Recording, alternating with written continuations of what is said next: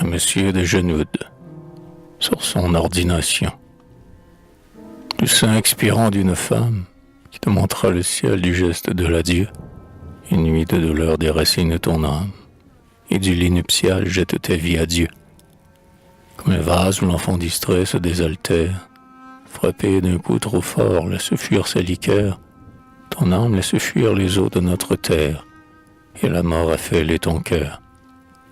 Tu ne boiras plus dans notre onde, tu ne tremperas plus tes lèvres ni tes mains, à ces courants troublés où les ruisseaux du monde versent tant d'amertume ou d'ivresse aux humains. L'âme du prêtre en vain à notre ère exposée, et la peau de brebis qui tendait Gédéon. On trouvait le matin sèche de la rosée, la miraculeuse toison. Dieu seul remplira ton calice, les pleurs tombés d'en haut pour laver le péché, de la sueur de sang et du fiel du supplice, et de l'eau de l'égout par l'éponge séchée. Comme ces purs enfants qu'à l'autel on élève, laisse tondre leur front jusqu'aux derniers cheveux. Tu couperas du fer les rejets de ta sève, pour jeter ta couronne à Dieu. Tu détacheras de nos voies tes pieds nus qui suivront leur sentier à l'écart. Dans nos courtes douleurs, dans nos trompeuses joies, dans notre pain du jour tu laisseras ta part. Tu ne combattras plus sous l'aube et sous l'étole, c'est la paix du Seigneur que ta main doit tenir. Tu n'élèveras plus en glaive de paroles la voix qui ne doit que bénir. Tu chercheras le long du fleuve les rencontres du Christ ou du Samaritain. L'infirme, le lépreux, l'orphelin et la veuve viendront sous ton figuier s'asseoir dès le matin. Ton cœur vide de soins se remplira des nôtres. Ton manteau, si j'ai froid, l'hiver sera le mien. Et, pour prendre et porter tous les fardeaux des autres, ton bras déposera le tien. Comme le jardinier mystique qui suivait d'Emmaüs en rêvant le chemin, et, relevant les fleurs au soleil symbolique, marchait en émondant les tiges de la main.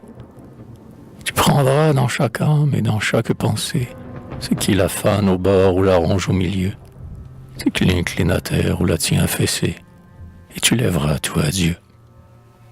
Cependant 3 enfants sans mère te suivront du regard et du pied aux autels, et se diront entre eux, ce saint fut notre Père, quand il portait son nom d'homme chez les mortels. Et les peuples émus penseront en eux-mêmes, voyant leurs bras pendus à tes robes de lin, de l'amour du Seigneur combien il faut qu'on aime pour laisser ses fils orphelins. C'est ainsi que Sion contemple le cèdre du Liban, taillé pour le saint lieu, qui soutient la charpente et parfume le temple, incorruptible appui de la maison de Dieu, tandis que les rejets de ses propres racines reverdissent aux lieux qui l'ombrageaient avant, et, se multipliant sur les rues de collines, souffrent le soleil et le vent. Toi, pourtant, qui dans ta poitrine ose prendre et porter l'aigle des vieilles lois, comme Paul à Tarsis prit l'œuf de la doctrine et le portait éclore au soleil d'autrefois. Ces ailes d'aujourd'hui, les as-tu regardées? Sais-tu si 2000 ans l'oiseau n'a pas grandi? Sais-tu quelle heure il est au cadran des idées? Et si l'aurore est le midi?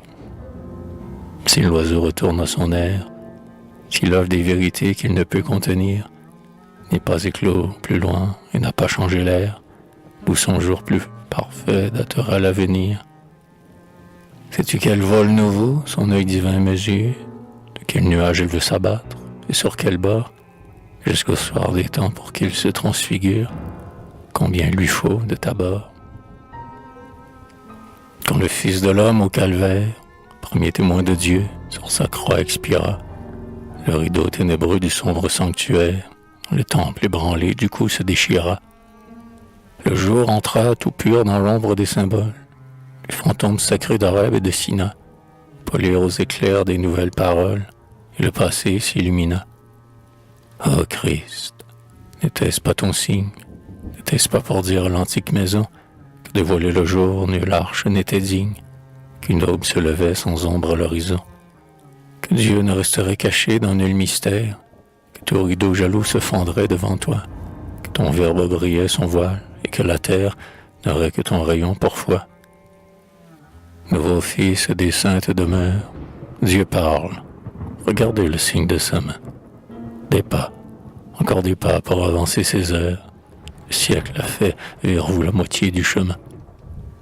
Comprenez le prodige, imitez cet exemple, déchirez ces lambeaux des voiles du Saint-Lieu, laissez entrer le jour dans cette nuit du temple. Plus il fait clair, mieux on voit Dieu.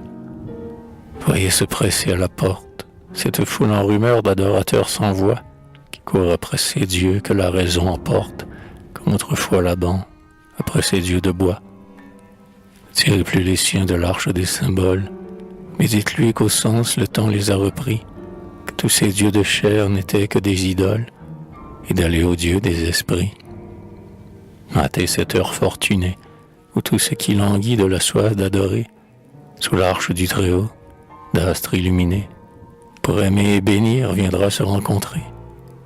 Que le mystère entier s'éclaire et se consomme, le Verbe où s'incarna l'antique vérité, se transfigure encore. Le Verbe s'est fait homme, le Verbe est fait humanité. La foi n'a-t-elle point d'aurore, avant qu'à l'horizon l'astre des cieux et lui, dans ces foyers des nuits qu'un jour lointain colore, on croit le reconnaître ces feux teints de lui. Mais lui-même, noyant les phares de ses plages, dans des flots de splendeur et de sérénité, efface en avançant ses multiples images, sous sa rayonnante unité.